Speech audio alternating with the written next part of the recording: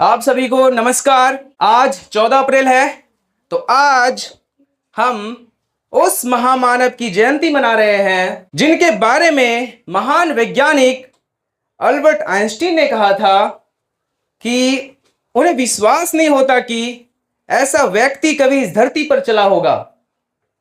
मैं बात कर रहा हूं डॉक्टर भीमराव रामजी अंबेडकर की, जिन्हें दुनिया सिंबल ऑफ नॉलेज, ज्ञान का प्रतीक मानती है। अक्सर डॉक्टर अंबेडकर को केवल एक वर्ग विशेष के नेता के रूप में सीमित कर दिया जाता है, लेकिन यह उनके विशाल व्यक्तित्व के साथ अन्याय है। बाबा साहेब एक प्रखर अर्थशास्त्री, समाजशास्त्री, कानूनविद और दूरदर्शी राजनीतिज्ञ थे।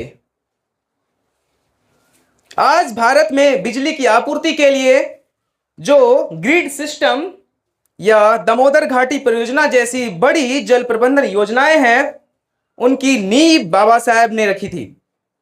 उन्होंने कहा था कि पानी और बिजली का सही प्रबंधन ही भारत की गरीबी दूर कर सकता है। बाबा साहेब का मानना था कि राजनीतिक शक्ति से पहले सामाजिक और मानसिक आजादी जरूरी है।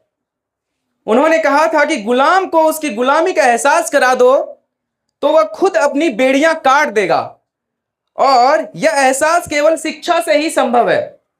उनका व्यक्तिगत पुस्तकालय राजगिरी दुनिया का सबसे बड़ा निजी पुस्तकालय था, जिसमें 50,000 से अधिक पुस्तकें थी।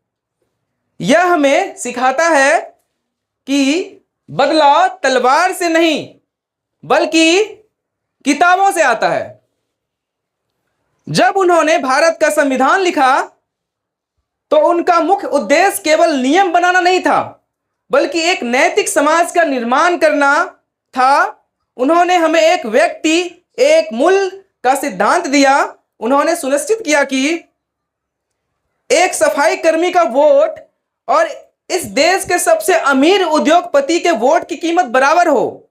यह लोकतंत्र की वह ताकत है जो बाबा साहेब ने हमें सौंपी है।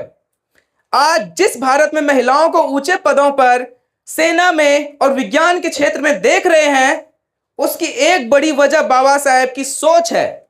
उन्होंने कहा था, मैं किसी समाज की प्रगति उस समाज की महिलाओं की प्रगति से मापता हूं। उन्होंने महिलाओं के लिए मातृत्व अवकाश और समान वेतन जैसी क्रांतिकारी कानून बनवाए। बाबा साहेब की मूर्तियां लगाना आसान है, लेकिन उनके विचारों पर चलना कठिन।